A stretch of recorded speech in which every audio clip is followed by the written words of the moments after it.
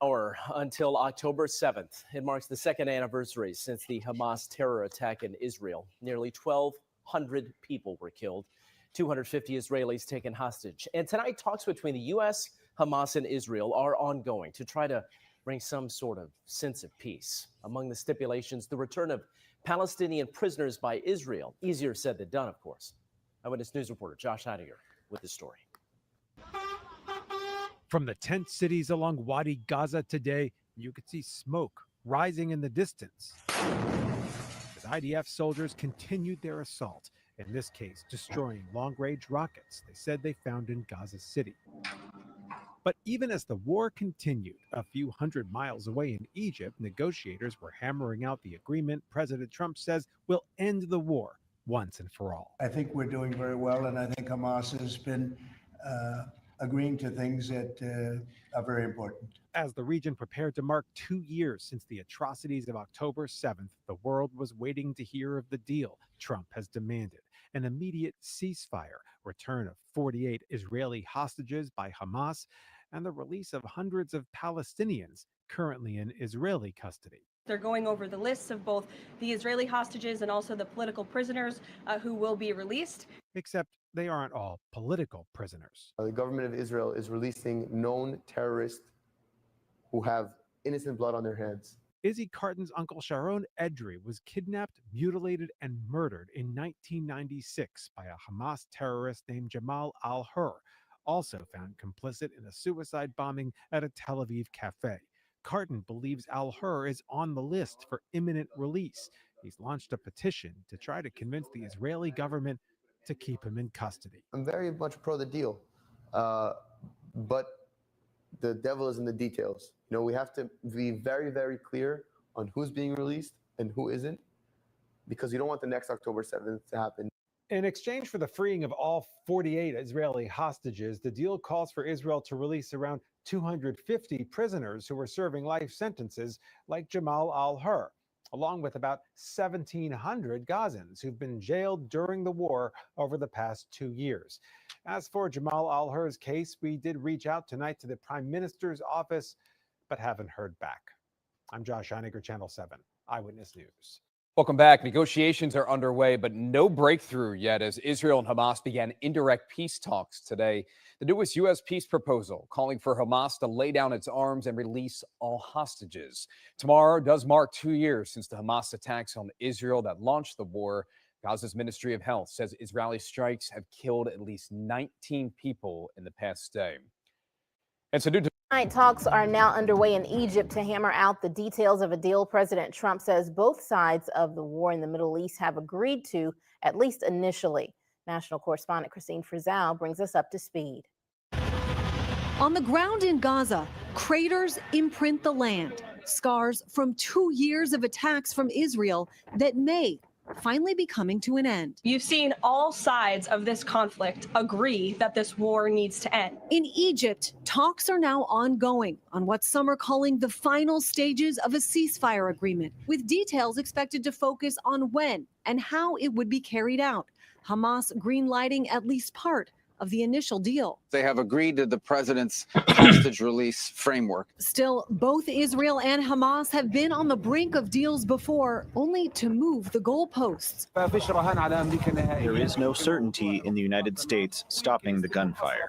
Maybe they will take the hostages and return to war. I'm not optimistic. I will only feel optimistic when the agreement has been directly implemented. President Trump sharing this map of a withdrawal line he says Israel has agreed to pull its troops back to, warning in another post, time is of the essence, or massive bloodshed will follow. The next steps are expected to center on President Trump's 20-point plan to include the release of 20 hostages still alive in Gaza, along with the remains of at least 25 others, with Israel set to release hundreds of Palestinians in its custody as well, and an end to the fighting, which just days ago was still carrying on. The IDF right now is focused on fighting Hamas, and it's a hard war. They're fighting, we're fighting, and we won't stop till the political leadership tells us something different. Now, President Trump on Friday told Israel to stop bombing Gaza, but since that time, more than 100 people have been killed there, according to the Hamas-run Gaza Health Ministry.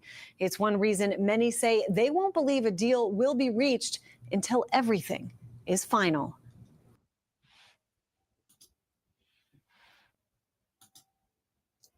Good morning. This is Morning Sky. I'm your host, Sky. You might see a difference. You don't see my happy face. You don't see me blinking my eyes. It's the reason why I'm doing this. I was watching one of my videos. I'm like, God damn, I'm blinking my eyes so much. That's got to be annoying. So I said, let me just do an image. And this is trending. You know, put in your socials. Put hashtag trending, hashtag Sky Saunders, SkySaunders, hashtag trending, and say hashtag Sky Saunders or Skylar Saunders, Skyler. All right, so today is a very somber day. It is October 7th, 2025. 2 years ago, these horrible animals attacked Israel and left in their wake over 1,200 people dead and took 250 plus people as hostages.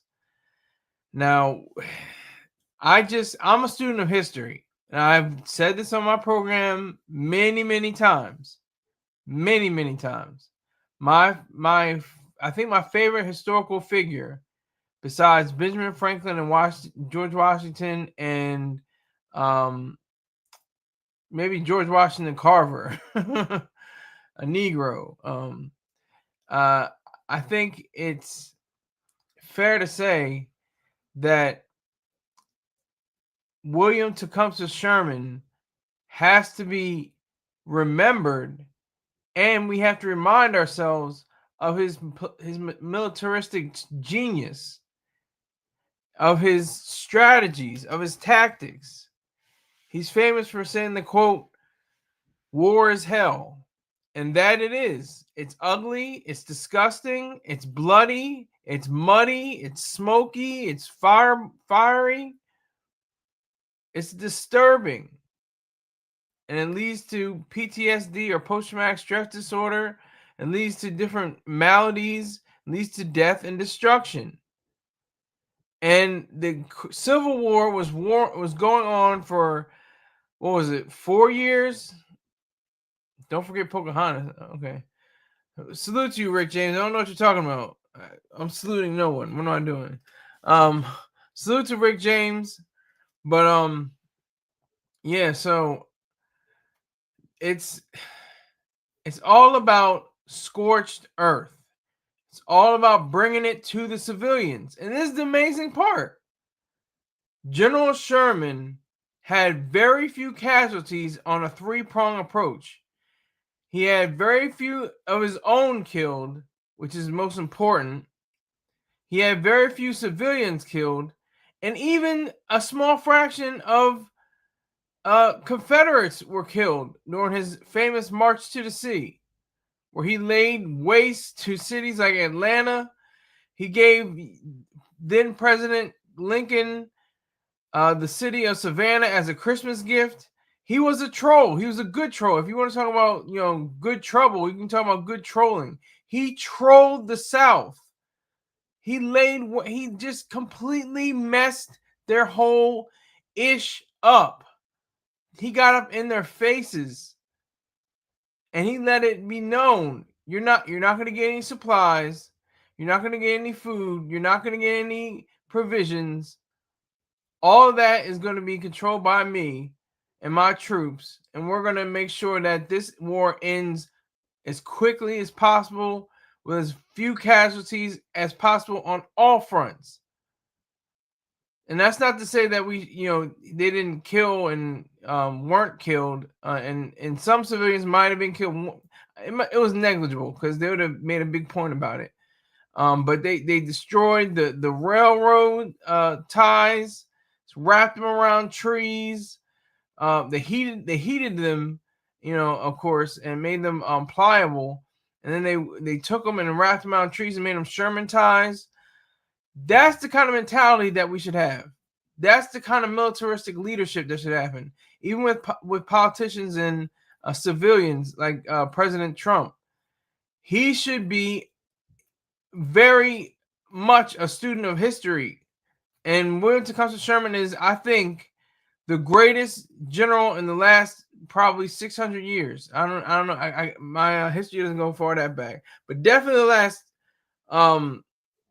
over close to 150 years, 170 years. He's probably the greatest general. They named him the general, the modern warfare general, the general that's responsible for modern warfare, which is ironic because they don't really, subscribe to what he was doing. I don't understand that. But Israel has to adapt that. I mean, I respect him for pounding away at Gaza. That needs to happen. Gaza needs to be flattened. There needs to be complete, and utter, destruction, and let warnings go out. Let warnings go out that, like, hey, we're about to bomb this place to hell. Like, it's going to be intense. You're going to have to, this is going to be very, very troubling for our foes. So we're going to send you a message. We're going to send it. We're going to give you these updates on your phone. We're going to drop leaflets. We're going to let you know, unless you want to be part of the problem, you got to be part of the solution. That's what I think is key. And William Tecumseh Sherman, Uncle Billy, as affectionately called by his troops, and also Cump by his family. He was just great. He was wonderful. Like, he got it. He understood it. This is from the very beginning. The very beginning, he was in tears. He cried like a baby. He cried like a woman. He cried like a man. He cried he just sobbed and sobbed right before the Civil War. He saw, he wasn't like a psychic, but he just knew history. He knew battles. He knew wars. And he said, he told the South, you don't know what you're doing. You don't know what you're getting into. The North are a peaceable people. I can't quote it all, but I'm just giving a paraphrase. But they're a peaceable people, and they don't want war.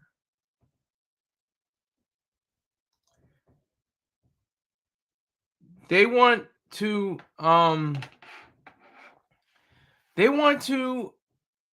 live their lives and freedom and liberty. He was indifferent. He was kind of ambivalent towards slavery. He was like, get these Negroes out of the way. I mean, here's the 40 acres and a mule. It was rejected by Andrew Johnson. That's nothing to really even cite, but his war fighting was unparalleled. There was nobody coming close to William Tecumseh Sherman. They named tanks after him.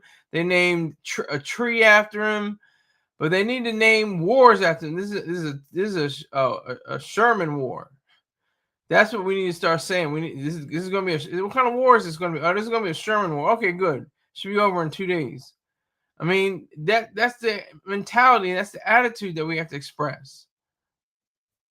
That's exactly what we have to express. Because it's just Israel. Dr. Yaron Brook put in perspective. He was like, this is like 9/11 for Israel, but times, multiple folds. Because the small population, it's the only percentage of the population, that live in Israel. Just under 3,000 Americans died in the attacks in September 11, 2001.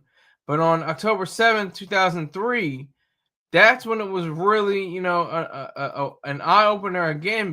We should be having ribbons and stuff like that, and remember and everything like that. Oh, but we're thinking about ourselves. Oh no. Are we being selfish? Are we being self-interested? Are we being egoistic? I mean, yes, I get it. You memorize for yourself. That's good. That's healthy. Make memories and memorials for your own self. That's fine. It's actually commendable. It's great. But there should be on Google. There should be a little. I didn't see it. Maybe you guys saw it. But on Google, there should be a little ribbon marking the 2-day anniversary, like they mark September 11th. Israel is not only our ally, it is a sovereign nation that deserves to defend itself.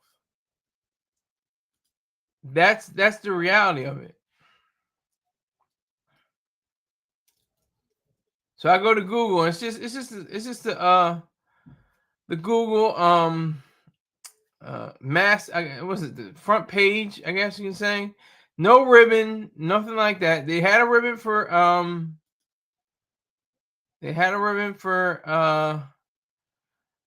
September 11th, but not for this.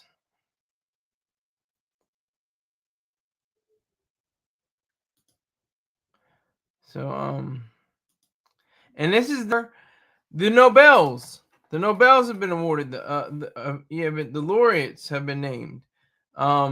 Medicine, physics today. I think chemistry tomorrow. Wednesday, Thursday is the literature, and Friday is peace, I think, and Monday is economics. If I'm incorrect, please correct me. But I think that's the order in which it goes. And Trump is like saying, "Oh, I'm getting a Nobel Prize." Well, he could get a Nobel Prize. Does it mean anything? The Nobel Peace Prize? They're good on some levels. I mean, Malala isn't perfect, but she was, a survivor, and she impacted the world through her heroism. You have to give her credit. And she was one of the youngest, if not the youngest, recipients of a Nobel Peace Prize. I think she got it when she was like 17 or 18, something like that. And Trump wants a Nobel Prize. How do you it's just garish. It's kind of garish. It's like, oh, I'm competing for the Nobel Peace Prize. Like, but I could guess he could get it because you had people like Arafat. You had people like President Obama. Now, one is a vicious killer. The other one is a vicious statesman, I guess you can say.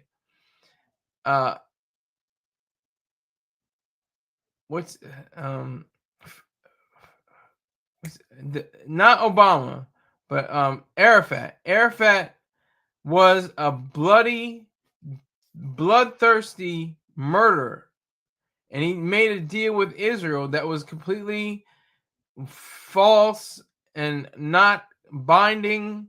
The reason why we're in the situation we're in right now, possibly, this was in 1993 that he signed some kind of peace agreement, and he was awarded the Nobel Peace Prize in 1994, which is horrific because you're equating that with people like the Reverend Dr. Martin Luther King Jr. Now, he wasn't perfect. I disagree with him on a lot of policies, but he definitely made a better impact than Yasser Arafat did. And like Obama, I read the citation for his for his Nobel Prize. It's laughable. That's why I'm laughing. It shows him being not for what he's done, but what he is proposed and intended to do in his time in office. Now, if that doesn't make any sense at all, you're probably about right. How do you get to a point where you are being recognized for what you're going to do instead of what you've done, what you've accomplished, what you've achieved? That sounds like a DEI kind of flavor to me. Didn't earn it. That's what it sounds like. But I digress. October 7th is such a day that's ingrained in my mind. I remember when it first happened, I was telling my sister, she was like, oh my gosh, yeah. We had our disagreements. We still have our disagreements about Gaza and quote unquote Palestinians. I'm putting that in quotes. And it just really is just a bothersome kind of way of thinking. They're always saying that, oh, well, they're targeting civilians. Yeah, target civilians. Let them know ahead of time. Like I said, drop your leaflets, make text messages, send it on TikTok. I don't know, whatever, how the hell you get out the information. And you let them know, look, we're coming through. We're coming through with them big things. And we're going to make a lot of noise. And whoever is around after we send out these messages and these leaflets is going to be considered a opponent, an op. That's how we have to, deal with things in this context. So, yeah, General Sherman. I mean, it just how people have swayed. Like you had General Petraeus, like he's the polar opposite of General Sherman. Polar opposite. He's the one that said you can't fire at anybody that's not firing at you already. Allegedly, I don't know if that's probably what he said, but that's just the essence. You can't fire at children or women. We're going to build schools and sewer systems and make sure people can vote. That's what we're going to do. We got to change the name from American. I don't know if it was what it originally was, but it was Iraqi. What was it? Operation Iraqi Freedom. Yeah, OIF. And Afghanistan was Operation Enduring Freedom. Their first inkling, I do remember this, was in Afghanistan was Operation Infinite Justice. But this allegedly ruffled feathers for the Islamic crowd, and they had to change the name. So, I mean, William Tecumseh Sherman would probably still be laughing and laughing and laughing at that. He would have a good time just considering that.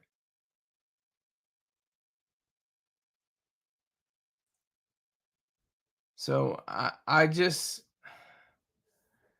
want our leaders to remember history. I mean, they go to Annapolis and they go to West Point and they go to Air Force Academy and I guess the Coast Guard Academy. I don't know. Did they go to Annapolis? I don't know. All I know is Navy and Marine Corps in Annapolis. And there's a Marine Corps OCS. I know, but I think it's right around the corner, pretty much, pretty close. But and Space Force, well, I don't know. It's just they have so much history, they have so much knowledge. The officers do, and they don't recognize, they don't reflect upon all this.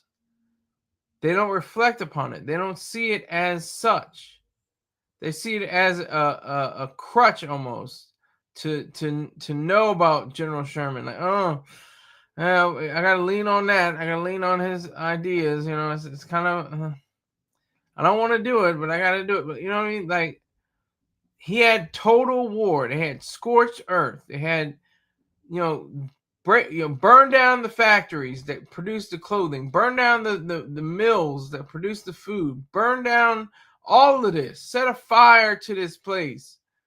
I'm gonna light a match and see what happens. FAFO. Okay? And if you don't know what FAFO stands for, look it up on the internet.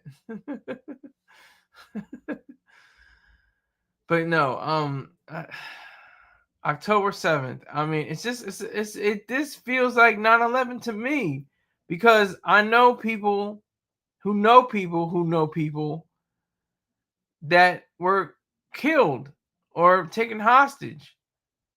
I don't know. I shouldn't say I know them, but I know of them. I've met them before. Dr. Yaron Brook, I think he was definitely born in Israel. He lived there for a moment. He was in the Israeli army. He met his wife there. Then he came over to the United States, earned his master's and his doctorate, and became an American citizen. So it's very extraordinary. It's extremely extraordinary to recognize all this.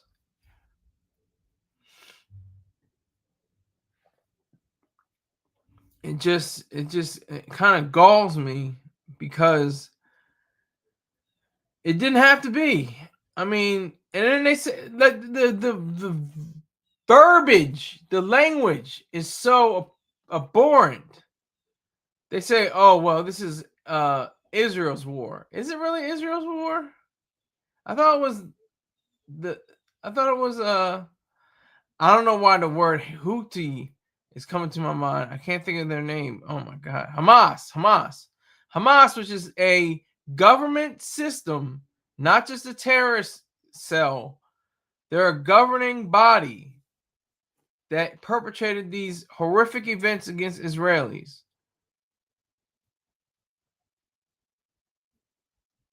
That's what I was waiting for. Son of the Sun 90. Salute to Son of the Sun 90. Yeah. I don't want to have my ugly mug on the screen anymore. He says Sky not on camera because he's cuddling with a lady boy. That's what I'm talking about. That's the hate I need. Thank you for that. Appreciate it. Let me get my banners up. Hold on.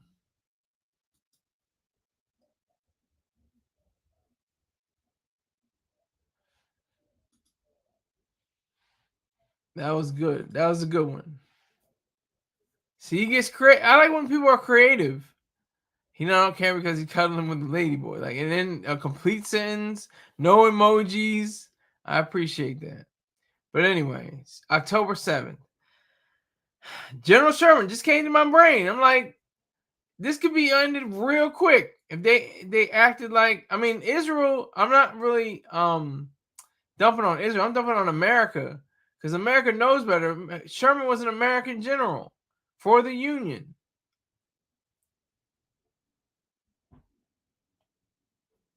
That's a fact.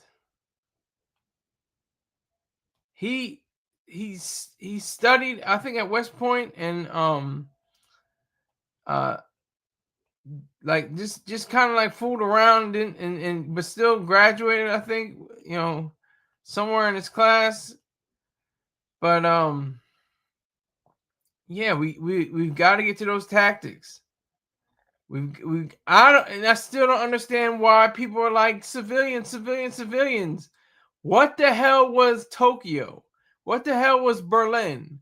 What the hell was Hiroshima and Nagasaki? What the hell was Way City?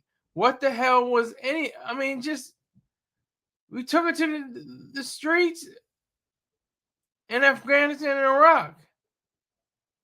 They had their hands tied behind their backs, not literally, but figuratively. The warriors couldn't fight. So the army soldiers and the Marines especially couldn't fight. And they were getting hit with IEDs and roadside bombs.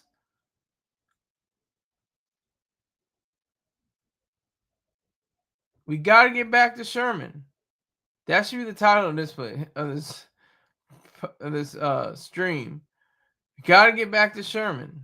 Got to get back to General Sherman. The way he maneuvered, the way he understood the nature of war. I mean, it was really simple. It was very simple. Crush them. Do not only restrict their capacity for making war, you have to crush the civilian spirit of battle. They're longing for somebody to come and save them, or to keep their property from being damaged. Sherman didn't give a good ish about property damage. He damaged everything in sight. They put matches, to, I don't know if they did homes. That's been debated. I think when I was doing my history check, they didn't really say the homes. They said, factories and mills and stuff like that were destroyed. There may have been, there's always one or two. But there may have been some rape. There may have been some pillaging. There may have been just enough. I knew this was gonna happen. Oh my gosh, he's my number one. He's my one. Free free Texas, free Texas, free Texas. Come on, come on.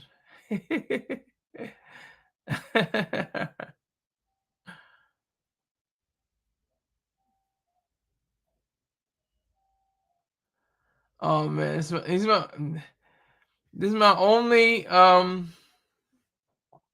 my only subscriber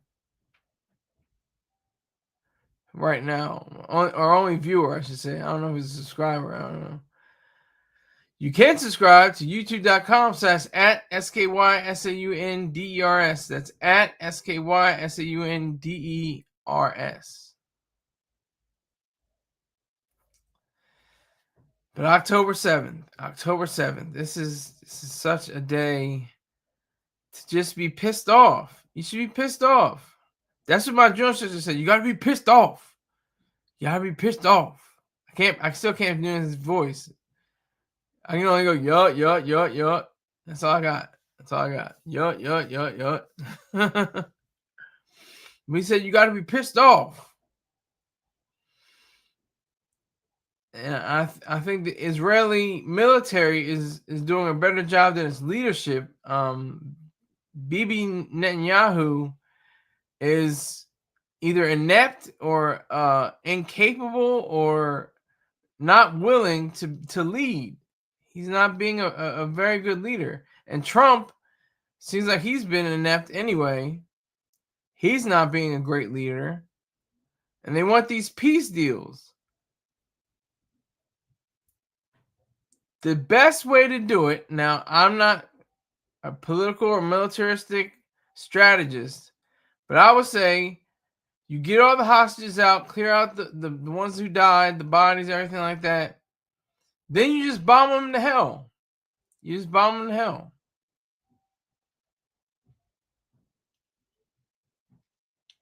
You just bomb them straight to hell. That's the only way forward in all of this.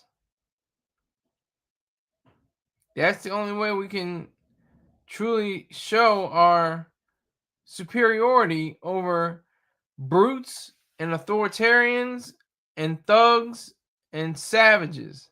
And I'm not talking about Young Thug or 21 Savage. I'm talking about these ogres, these animalistic beings, these wolves on these animals on two legs, these wolves on two legs, I guess you could say. That's what I'm talking about. Let me see if I can get another video.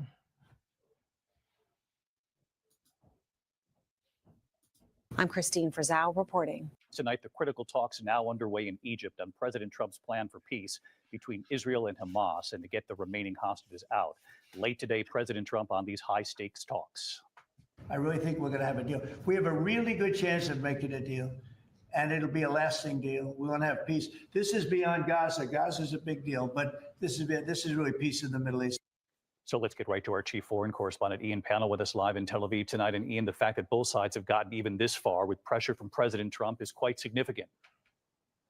Yeah, absolutely. I mean, make no mistake, President Trump applying real pressure on Prime Minister Netanyahu to agree to this deal. And it really does feel like a potentially game-changing moment. You've got these indirect talks now underway in Egypt.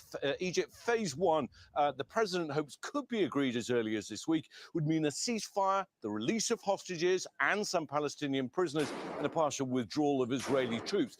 The key sticking point is going to be phase two, which calls for Hamas to disarm and relinquish power. But I think what's really different this time is President Trump's personal engagement, forcing both sides to end this war. David? You'll stay on this, of course, Ian Pannell in the region for us. Thank you. On the ground in Gaza, craters imprint the land, scars from 2 years of attacks from Israel that may finally be coming to an end. You've seen all sides of this conflict agree that this war needs to end. In Egypt, talks are now ongoing on what some are calling the final stages of a ceasefire agreement, with details expected to focus on when and how it would be carried out. Hamas greenlighting at least part of the initial deal. They have agreed to the president's hostage release framework. Still, both Israel and Hamas have been on the brink of deals before, only to move the goalposts. There is no certainty in the United States stopping the gunfire. Maybe they will take the hostages and return to war. I'm not optimistic. I will only feel optimistic when the agreement has been directly implemented. President Trump sharing this map of a withdrawal line he says Israel has agreed to pull its troops back to, warning in another post, time is of the essence, or massive bloodshed will follow. The next steps are expected to center on President Trump's 20-point plan. What is President Trump's expectations for talks today and I guess this week in Egypt? And is there a new timeline that the president is giving all sides to reach an agreement? Yes, there are technical talks happening right now in Egypt amongst Special Envoy Witkoff and Mr. Kushner, as well as their respective parties from all sides. What we saw take place on Friday, and I have not commented on that from the podium yet, is truly remarkable. You've seen all sides of this conflict agree that this war needs to end and agree to the 20-point framework that President Trump proposed. It's an incredible achievement, and the administration is working very hard to move the ball forward as. After 2 years of devastating war in Gaza, there is some hope at a breakthrough. Israel and Hamas are in Egypt meeting with mediators to discuss U.S. President Donald Trump's plan. But there is still a lot of questions and uncertainty, and there is no clear way out. While Israel has clobbered its enemies in the Middle East, it hasn't achieved its war goals in Gaza. Hamas has been weakened, but it's not defeated, and there are still hostages that remain there. Hamas has said that it is willing to release the hostages, but it hasn't addressed the issue of disarmament, something that Israel has demanded. Hamas still has influence in dwindled areas of Gaza that are flattened and largely depopulated. And while Israel has had victories, it has come at a huge cost. The country is largely isolated on the global stage more than it's been in recent years. Rights groups and experts have accused it of committing genocide, something that Israel largely rejects. She said largely. She said largely rejects. They should reject it completely and totally. Genocide is defined, now this is connotatively, this is not denotatively, but it's defined by connotation as destroying an entire section of a population entirely, to wipe them out. That's genocide. There are reports that there have been more births of young children, of little babies, around this whole war in Gaza and other places. So I think Israel's doing a terrible job at genocide. They're doing a horrible job at genocide. What they're doing is defending themselves. What they're doing is fighting. Let's just say October 7th didn't even precipitate any actions or retaliation at all. What would have happened? Would they look at Israel differently? I'm thinking about Apple. Think different. Would they look at Israel differently? Would they say, "Oh wow, they were attacked and they didn't even fight back"? Oh my God, that's so selfless. That's so unselfish. That's so sacrificial. That's so great. Israel will be applauded by the world, but they're wealthy. They're strong. It's a small little sliver in the Middle East, and they're like,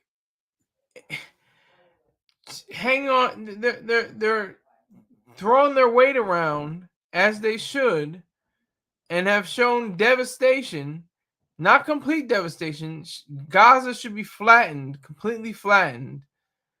But for the most part, they have shown strength. They have shown resolve, and all of this conflict.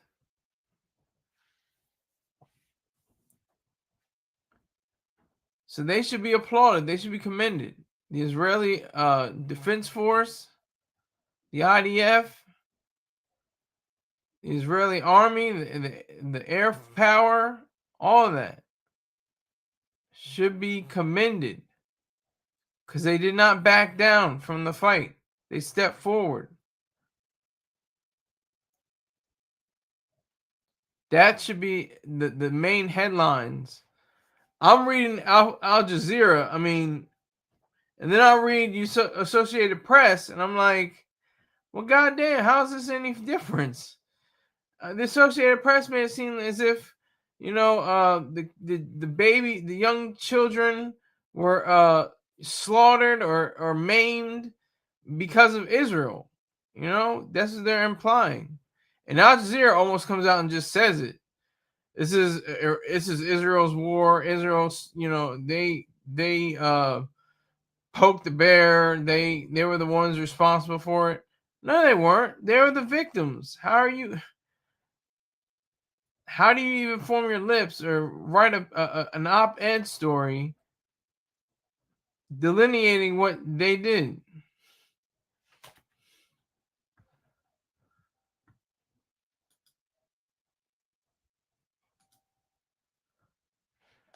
So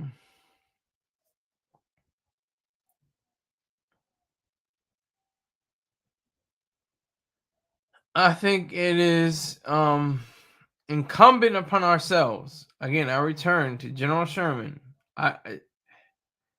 Nobody ever talks about him like that anymore. Like I said, he's got a tree. He's got a tank named after him. He was a general of the army. But no, oh, you can't do that. Oh no, that was then. This is now, and we have to hold hands with our enemy and love our enemy, and everything's all sweet and peachy and keen and everything. No, it's not. No, it's not. If they wanted, see, they should have thought about a peace deal October 6th, 2023. And not even worried about the next day. Israel was going about Israel's business, and then bam. These miscreants, these lowlifes come through, kill over 1,000 people, and take 250 or more in the hostage situations.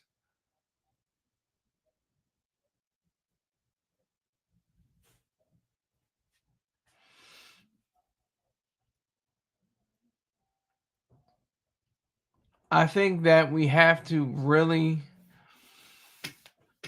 come to terms with what we want to do as United States and our ally, probably our closest ally, probably Israel's only ally in the world.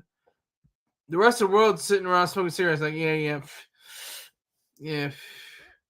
That Israel, I don't know. They just, What about the babies? What about the Gazan babies? Oh my God. Everybody's looking at Israel. The United States is like, you know what? Trump, I'll give him credit. Not too much credit, but little credit for at least stepping up and wanting to defend with Israel and defend Israel.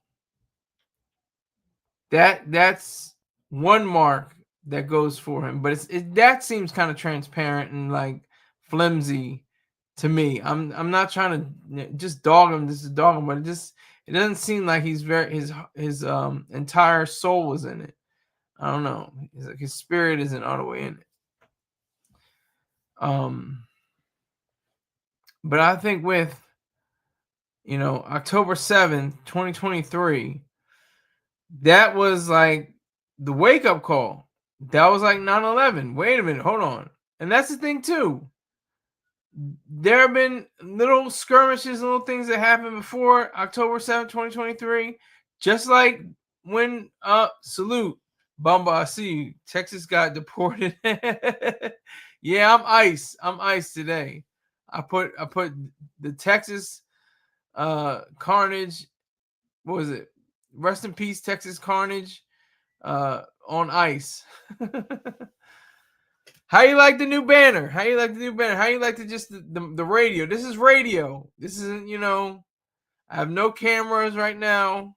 This is just radio. This is just me and a voice coming through your monitor. And it feels great. I like this. I'm looking at my old videos. I'm like, oh my God, I'm blinking like crazy. This is ridiculous. This is crazy. I'm it's like it's getting on my. I don't know how many views I got with my eyes blinking like that. I don't know how many subscribers I got with my eyes blinking like that. But I appreciate y'all because I think y'all got my message and not what I was doing. Because those bright lights, I have sensitive eyes, got contacts in. I'm just like ham radio. Now I want some ham hock radio. Yeah, ham radio you can get from. Well, I was gonna say you can get it from Radio Shack, but I don't think there's any more Radio Shacks. There's got to be some on Amazon or what's the knockoff one? I don't forgot what it's called now. God damn. What's that site that has knockoff stuff on? Temu. You get a Temu ham radio. But that's funny. But anyway, something not funny. October 7th, 2023. This is humanity. This is part of human nature. This is all part of human nature. Like I said, I was on that line before I saw the Bumble line. World Trade Center 1993. We were like, oh, okay. You hear this? 6 people died. 6 people. What are you gonna do? Woman had a child, was with child at the time. 6 people. What are you gonna do? Fast forward, 8 years, and it's like, whoa, okay, oh, they weren't playing. Now I know it wasn't the same people, but it was the same intent, and they probably did have ties. Osama bin Laden and the bombers of the World Trade Center. I'm pretty sure they had ties.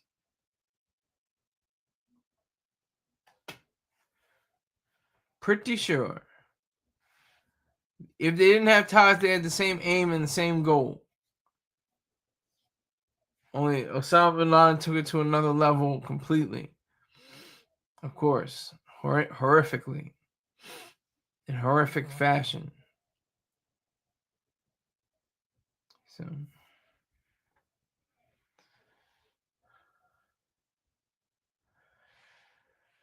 October 7th, 2023 to October 7th, 2025. Uh-oh, here we go.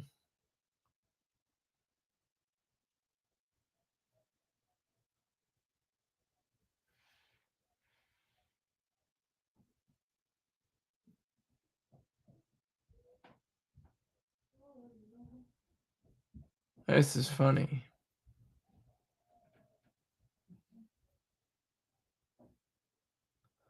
Comments weren't removed. There we go. That was weird. I don't understand that. But anyway, we have to change our strategies. We have to change our war tactics. We have to. It's incumbent. We're waiting on Duck Duck Goose from, armed shooters, active shooters. We're waiting on Duck Duck Goose from terrorists.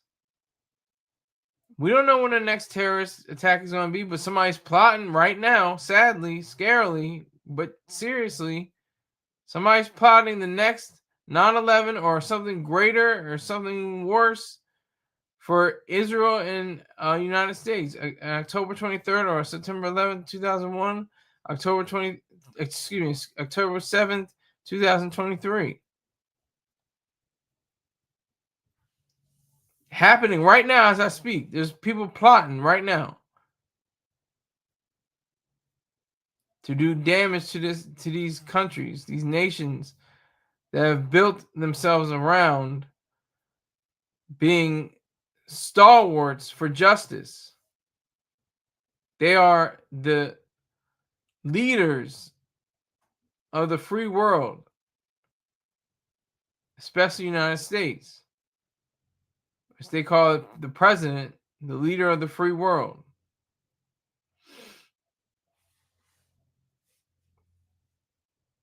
But Sherman, General Sherman, I swear if we just had just an inkling of what he had, his temerity, his pridefulness, his ambition, and his he's commonsensical. He's like, you people don't know what the hell you're doing. You're getting into a fight with us, and at the end of it, there were more Union deaths than there were Confederate deaths. Look it up. That's a fact. There were more Union deaths than Confederates.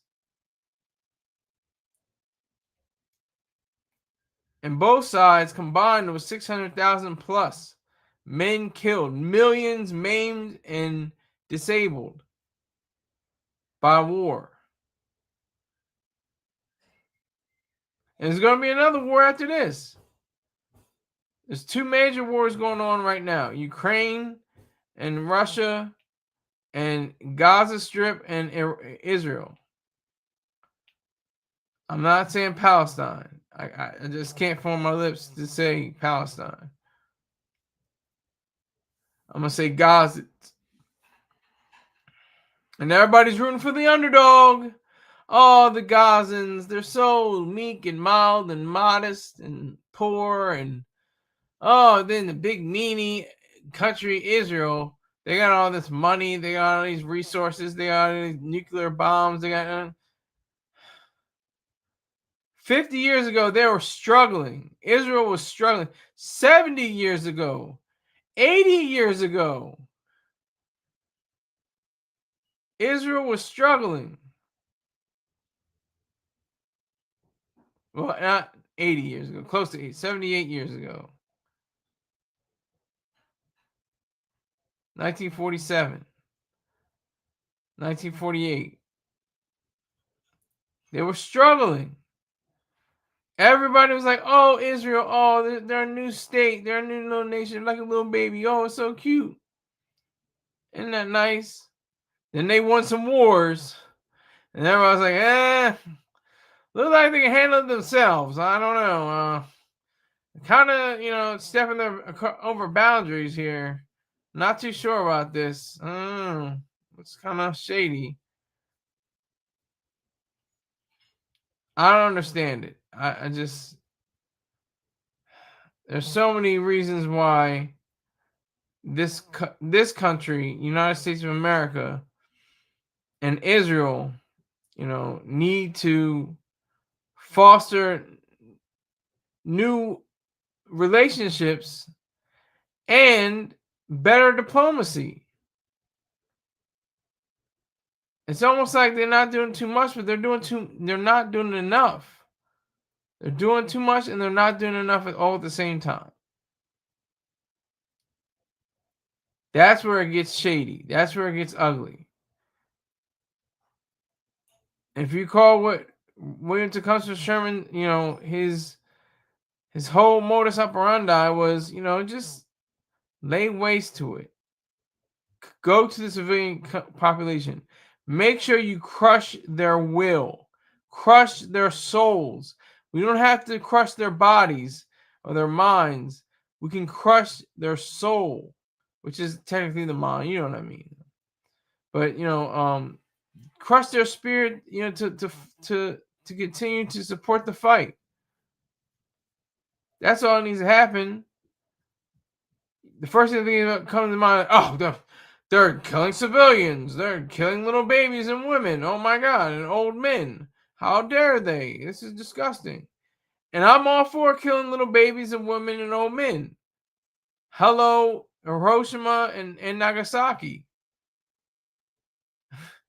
Plenty women, plenty children, plenty old men died in the aftermath of the atomic bomb. Probably still some of them are affected to this day, if they're still alive.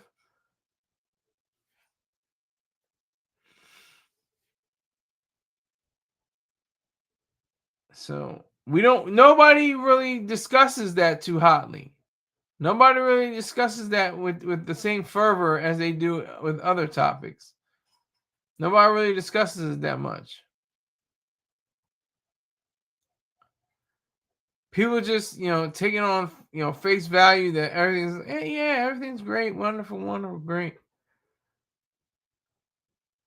Nobody talks about the civilians. And that's another thing, too. The Vietnam War was amazing to say, hey, baby killer. Hey, who's the baby killer? What about the baby killer? Name a war that wasn't a baby killed. I'll wait.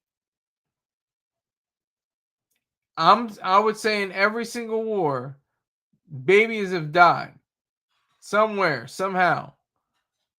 Every single war, or nearly every, maybe not every single war, but nearly every single war, there's baby deaths. Little innocent, doesn't even know themselves, doesn't even know the world or anything, snaps right back into nothingness, into the unknown and the unknowable.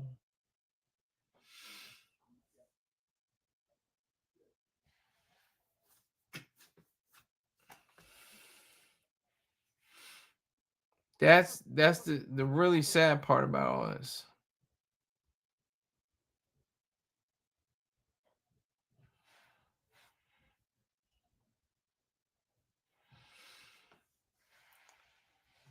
October 7th, 2025. What are we to do from here on out? What are we to see from our leaders, from the president, from the prime minister? What are they concocting? What are they dreaming up? What are they planning? A peace deal? Okay. How come, okay, peace deal, right? Well, why didn't Hamas create a peace deal October 6th? Why didn't they say, okay, we were planning, we were going to do this tomorrow, but we should start a peace deal right now? Like, no, don't do a peace deal. Leave them in pieces. That's the deal.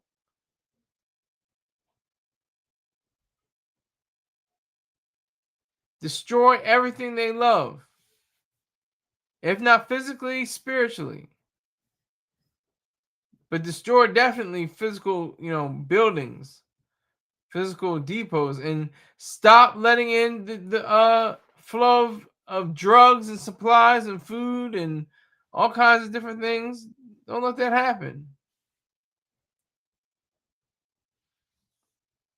Stop them where they are. Stop them in their tracks. Don't let them go any further.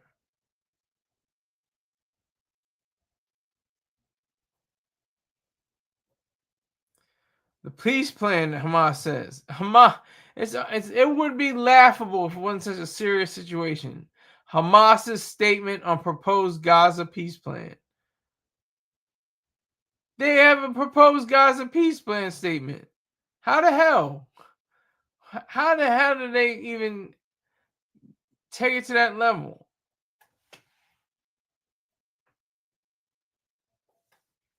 How the hell did they even make it to that point? William Tecumseh Sherman would have been shaking his head. He's like the proverbial notion goes. He's rolling around in his grave, which is I wonder where that came from. Who started that? They're probably rolling around in their grave. Like, first of all, people get cremated. Second of all, there's no rolling around in the grave. I mean, it's a weird thing. It's figurative. It's figurative language. It's like it's a simile. It's like or a metaphor, as if it's a simile. Saying as if they were alive, they'd be rolling around in their grave. I get that. I get it. I just figured that out right there. But October 7th, 2025, a date which could live in, better standing. October 7th, 2023 was a day of infamy. It's a day of infamy. October 7th, 2025 could be a day of betterment. And that's all I have to say. I'd like to thank everybody that came through. I'm just trying out this whole new system without me being on camera. I like it. It's fun. I'm not blinking. So I salute to Rick James, Sun 90, and Bumba. Everybody that stayed on. I didn't get that many views this time around, but that's fine. I'm still going to continue on. And I will see you sometime tomorrow morning. Take care.